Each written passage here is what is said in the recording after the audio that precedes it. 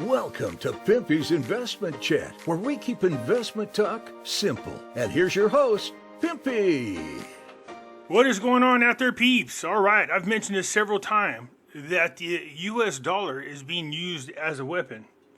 I've seen this coming now for quite some time, but it has definitely shown its face more recently. We're going to review part of a video later on, and this individual brings up some points that I've been speaking about, but I also want to point something out that's very interesting to see. As a matter of fact, you can see the line drawn in the sands between nations and what their intentions are with future money. You'll see what I'm talking about here in just a moment, but there's no doubt that the United States dollar currently is being used as a weapon to crush other currencies around the world, and they're doing it successfully. So let's get into some of this. Before we get started, do me a favor and hit the thumbs up button. And if you're not a subscriber, please do so, because when you do, it helps out the channel, and I certainly do appreciate it. If you're thinking about buying gold and silver, head on over to our friends at Money Metals Exchange. The link will be down below in the description. If you are a first-time buyer and you spend more than $100, use promo code PIMPYSILVER. Yes, it has changed. PIMPYSILVER. So if you're watching this video and it's an older video, make sure you check on current videos, because the code is going to be changing from time to time from now on. Also, I can be found on other platforms. Everybody knows I have my own website, Pimpy's News Network. Over here, I post videos that I can't get away with over on YouTube. Also, I have a group on Facebook called Pimpy's Investment Chat. Over here, we do talk about gold, silver, cryptocurrencies, as well as foreign currency investments. Come on over here and join us. It's free to do so. You can also come follow me on Twitter, MeWe, YouTube, and Odyssey.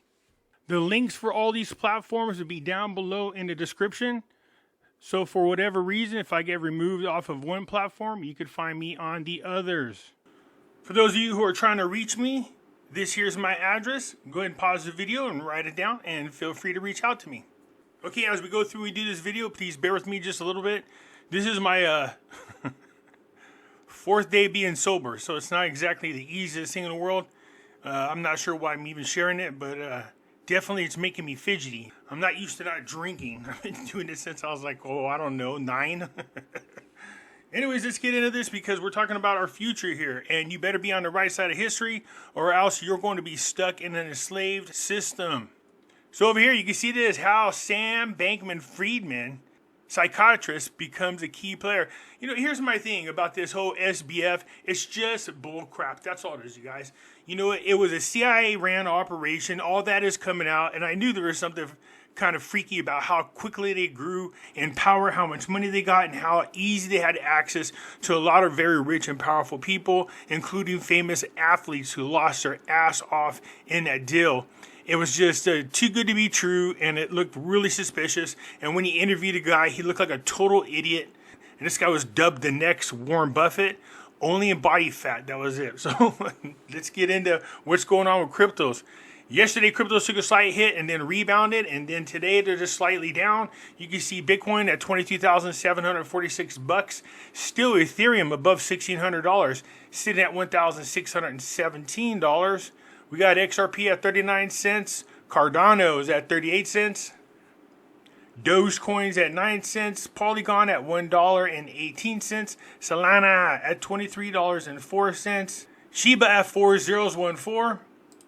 And Polkadot at $6.60. Rounded off with Litecoin still above $95 at $95.46. Still, a lot of the cryptos, their little blue dots, are moving to the right, which is the correct direction you want them to go into. Looking over here at Terra Luna Classics at 302. I like how it does that every time I look at it. So they're just rounding up. It's been sitting there for quite a while. They started to move up just a little bit and then plateaued, so at least it's going in the right direction. But Saitama, despite the fact that the chart doesn't look good, has been a big surprise for me, because it has consistently been moving up a little at a time. Usually we see it go up, come down, go up, come down. It's now sitting at 2025. So right now, over the last 24 hours, it is down 3.25%. But look over the last 7 days, it is down 2.48%. But here's where things start getting interesting. Over the last month, it is up 149.84%. And over the last 3 months, it is up 142.39. So for a 90-day stretch, that's a pretty good jump in value. So again, Satam is sitting at 2025. Gold is moving up after getting slapped hard on Friday. It lost almost $50. No biggie. This is what I'm talking about. This is the paper market, and there's plenty of reason to not trust what we're seeing. Gold at $1,876. It's up $12 so far on the day. Silver took a pretty good hit as well on Friday, but it has started to rebound as well, just like gold. It is up 14 cents, sitting at $22.45. Okay, this is an interview with Mike Maloney, and I really love listening to this guy talk. I will leave the link for this full video down below so you guys can go check it out. But I want to cover the first part of this video because I want you to look at the charts. I want you to see what it is they're talking about. They talk about how the dollar is being used as a weapon. They're talking about how there's records being set by central banks buying up gold. And then they quote something in there that might sound familiar to you. So let's get into this. The IMF just came out with a paper titled Gold as International Reserves, a Barbarous Relic No More, ? A barbarous relic no more? It's interesting because Keynes wasn't taught, when Keynes came up with this phrase, barbarous relic, what he was talking about was the gold standard. That's his quote, not gold itself. It's one of the biggest misunderstandings of a quote ever, because I hear that saying in the crypto debate all the time. They tell me that Bitcoin is the new gold and that gold is nothing but an old relic. And I always go, you guys, I swear they misunderstand the quote. And it still to this day makes me laugh. So I'm glad Mike brought it up. An old barbarous relic. Well, if you guys got a bunch of barbarous relics out there you don't want, feel free to go back in my video, take that address, write it down, put all your gold in a box, and I'll be happy to take it from you. What have you got on? What did you get out of this? All right. Yeah. So Ronnie's, his Twitter handle is In Gold We Trust, which is the big report that Incrementum puts out every year. I'm going to say In Ronnie We Trust. Thank goodness he did this tweet summarization because the paper itself was actually pretty dry. Yeah, it was. I had a hard time trying to read it myself. There are some articles I go through and I read, and they tend to start getting boring. So I can't help but try to speed up my reading. And just because I know it's something I should read, but it's so damn boring that I just want to get through it. And I've gone back and read stuff that I've done that too and realized I've missed some important things. So I try to make it a habit to slow down. But my brain goes a million miles an hour, and unless I'm drinking to slow it down, it's hard for me to relax and focus on anything. My autism kicks in and I start wanting to bang my head against a wall, okay? As much as the central banks have famously sort of denigrated gold, right, calling it the gold standard, the barbarous relic, and for decades being net sellers of gold, they've actually been adding to their gold stores. So they're kind of saying one thing publicly and doing another thing privately. Some of the key tweets here from Ronnie. There's one here that has a chart showing gold holdings and official reserve assets of major central banks. Look at this first chart here. Gold holdings in official reserve assets from 1999 to 2022. This is when the big crash happened here. And that's why I think the events prior to that was a planned event. And for whatever reason, things didn't go accordingly, or maybe they did, and it was just a first step into this great reset. But it caused a lot of mergers in banks, a lot of mergers in asset acquisition companies, as well as asset holding companies. Housing market went down for the first time in history. A lot of companies started scooping up houses left and right, houses that were sitting on the books of the banks in foreclosure. And these corporations like BlackRock were going around buying up large amounts of these houses. So I really believe what happened in 2008 and 2009, that big housing bubble that busted, that was another staged event. That was the start of BlackRock becoming the largest asset holder in the world. Countries have gotten so hip to what it is that BlackRock was doing and how they're part of this whole great reset that countries are now telling, in some cases forcing their citizens out of investing into BlackRock and explaining that those people are evil and you should not be holding anything to do with them. Things are changing for BlackRock, but it might be a little too late. They own a ton of houses and a ton of land. And then as soon as this crash happened, you could see the can must have got kicked down the road here. Instead of people selling off all of their precious metals, gold especially, all of a sudden they started buying it. They went from sellers to buyers. I mean, just look at this chart. It goes almost straight up. And this is why I keep telling people, don't listen to what they say, do what they do. You'll see here that it's increased by about 25% since the global financial crisis. Right. Right. So, that bottom was right around the time that Ron Paul was asking Bernanke about it. And Bernanke said, yeah, there's really no reason to have it except, tradition. Again, just sort of giving the impression that gold's meaningless in the world monetary space now. But obviously, the central banks are privately singing a very different tune. This also coincides with the time that I started giving my presentations on the death of the global dollar standard, because it is coming, and you'll see that there's a chart that shows some of that. That's sort of in this report from the IMF. The analysis that they get from all of this, most of these countries are developing countries. They're up and coming countries. They're not the industrialized Western societies, the side that has been selling off our gold. England is famous for selling off half of their gold right at the very bottom when gold hit $250 something per ounce. Okay, there was something interesting I noticed about this chart. If you think about what's going on with the World Economic Forum, the Great Reset, you can see where the largest sellers are. These are the people that are all part of the Great Reset. They're part of the World Economic Forums for the most part. Don't get me wrong, the countries up above have participated as well. But I'm talking about the people down below, the largest sellers, are all part of this movement in a big way. And for some reason, they are selling off all of their gold. Now, this is between the end of 1999 to the end of 2021. So you have Switzerland, France, the IMF of all people, Netherlands, the United Kingdom, the ECB, Spain, Portugal, Austria, and Germany. Germany, I was surprised to see on there. These people are selling off their gold reserves. Look who's buying it. Russia, China, Turkey, India, Kazakhstan, Uzbekistan, Saudi Arabia, Thailand, Poland, Mexico. All these countries happen to be bumping heads with the United States. Yes. And these are the same countries that they want to get away from the US dollar, using it to do trades. These are the people that want to go to the gold standard, that are trying to encourage other countries to get away from using a dollar as the reserve dollar. So it almost looks like you can see a line drawn in the sand, because gold is sound money, and it appears that's the direction they're going into, where you see the largest sellers are the countries that are trying to push us into the central bank digital currency, unfortunately. So, they might have the impression that gold in the future is not going to have any value because for some reason they feel confident they're going to be able to lock everybody into the central bank digital currency and there would be no need for gold. I don't support that at all. So this line, if you go toward the left on this chart, it keeps on rising. Central banks have been selling off gold for years. I had this chart only going up to 2007 in my book.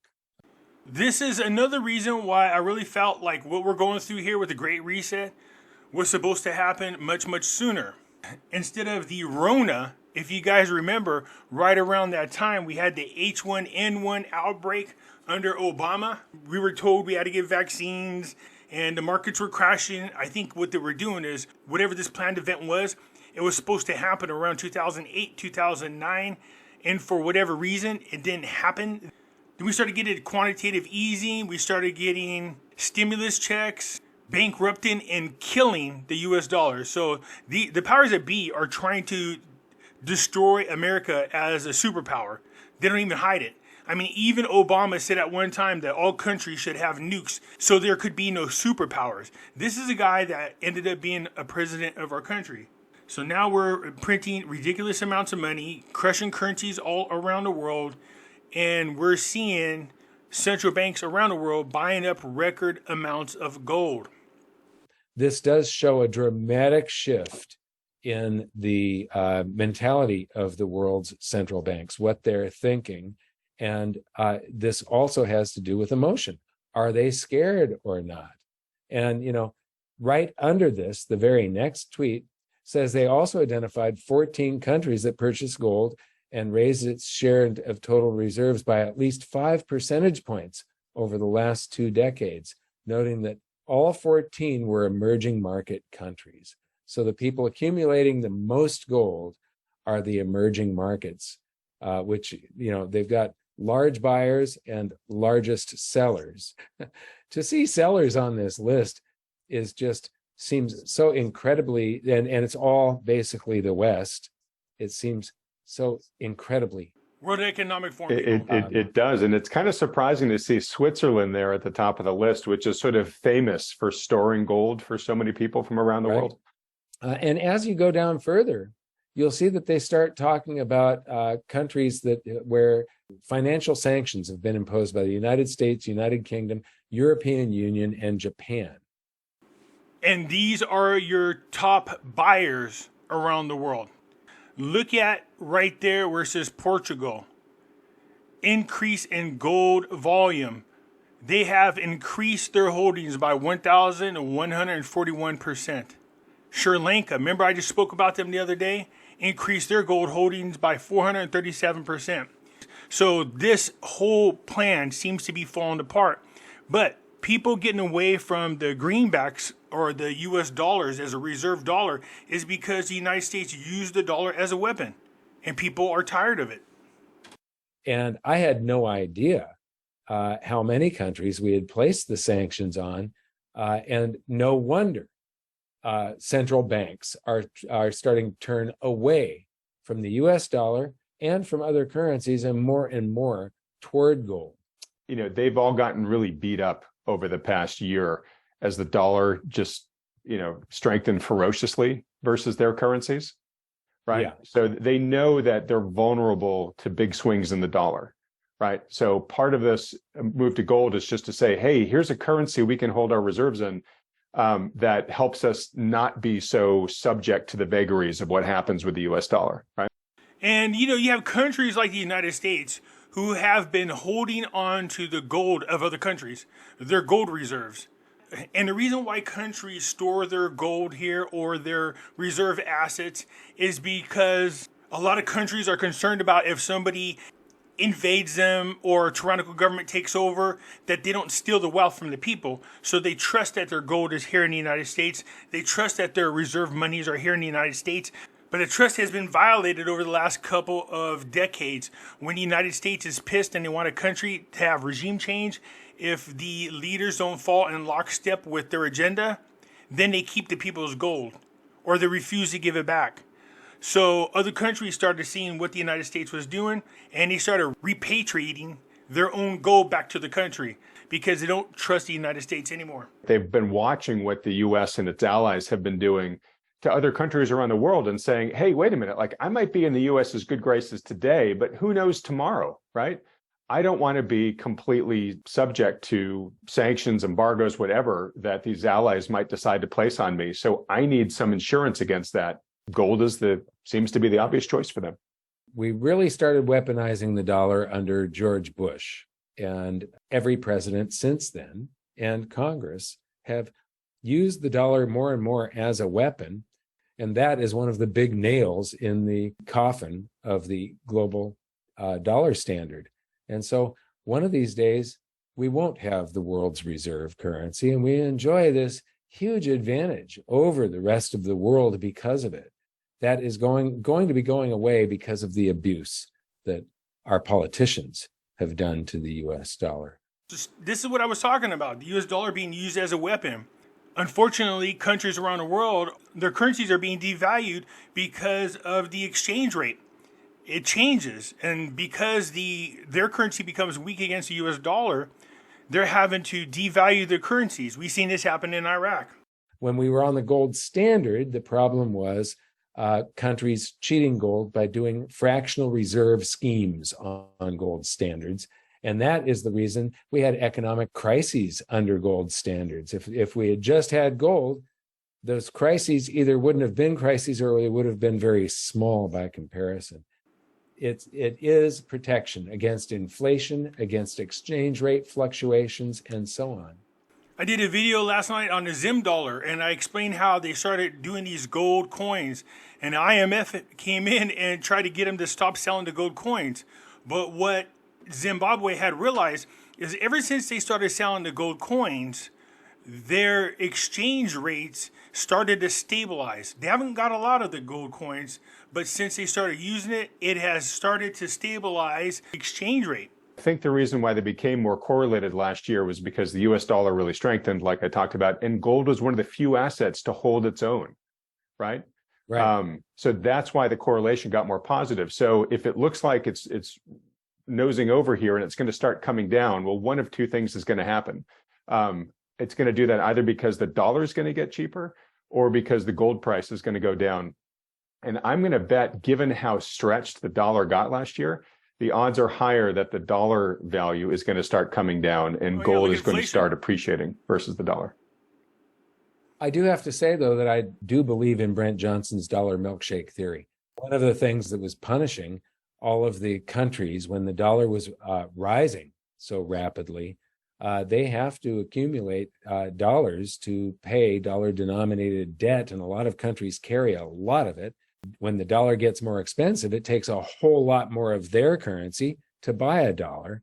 As the dollar goes up, it requires more and more and more of their currency. They're going to want to try to reduce their dollar exposure. Paying down some of that dollar-denominated debt becomes very, very expensive. You can go back to that chart where it shows those who are buying versus those who are selling. A lot of those countries have been selling off their dollar debt. That there will come a time when the dollar and gold move together. I also believe that. This next one, countries targeted by the big four financial sanctions. I could not believe this. This is out of the total of all the countries. We had like 15% of all the countries being sanctioned. This has risen to over a quarter. And why do you suppose that is? As the World Economic Forum starts trying to line up the countries and force them into this great reset, those leaders who are not agreeing with this agenda and are fighting back are the ones experiencing the sanctions. That's why you can see here in around 1990, the amount of countries under sanction are just above 10%. Where we are in this chart, which only goes up to 2018, you can see it's closer to 30%. 1/3 of the countries are under sanctions by the US dollar, using the dollar as a weapon. Right. And you can look at that and basically say it's more or less doubled since the 2008. Yes, this is insane. And what it's doing is destroying the global faith in the dollar by doing this, of one of the main nails in the coffin of the global dollar standard. And look, our politicians are aware of this. They absolutely know this. Are they doing anything they can to protect the United States? To protect the citizens? No. Both parties are guilty of this. They are well aware of this, and they continue to use the dollar as a weapon. And in the meantime, trying to do all they can to accumulate their own wealth, especially when they are the ones that are dealing with laws and policies that could affect corporations. You know, central banks are continuing to try to sort of send signals that they don't care about gold. But when you look at the actual data, it tells a very different story. They are definitely making a big move towards gold, led by the emerging market countries. I just want to show you a few things. This is gold, $40,000 worth. This can buy you a car. You can put it in your pocket. Try and buy a car with cash. You're going to need a briefcase to carry it around. But when they put us on a gold standard, they started replacing this with these. This was a gold U.S. Treasury note from 1922. It's a large format bill. To give you an idea of the difference, here's a silver certificate that is the smaller format bill. We used to have these enormous bills, so a wallet had to be much bigger. And then I've got a large format silver certificate from 1923 here. This is a promise to pay $1 silver dollar. This is a promise to pay $1 silver dollar. This one is a promise to pay a $20 gold piece.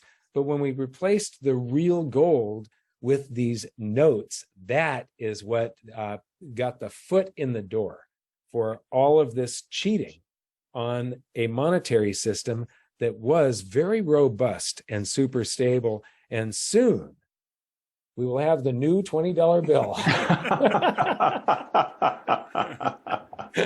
So I think it's great that a lot of central banks are now placing their faith in gold. So very shortly, they are going to be rewarded because that gold is going to be worth a whole lot more US dollars. Oh yeah, I have one. Hopefully you can see it and there isn't no glare. See that gold certificate?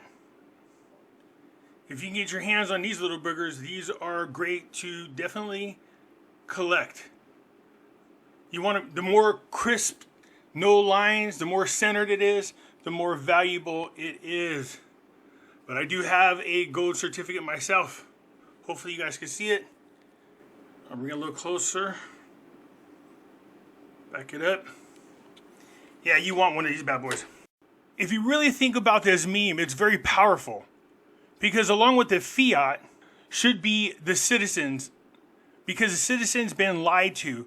The central bank's telling us to stay away from the bad ex-girlfriend gold. Don't go near her, how they love the fiat dollar. But behind our backs, they are holding their hands and living all over gold. It's a perfect message.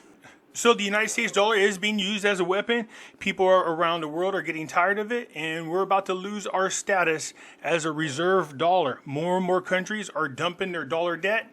And we're having to eat it up. And we're going to go into hyperinflation here soon. You gotta have gold and silver.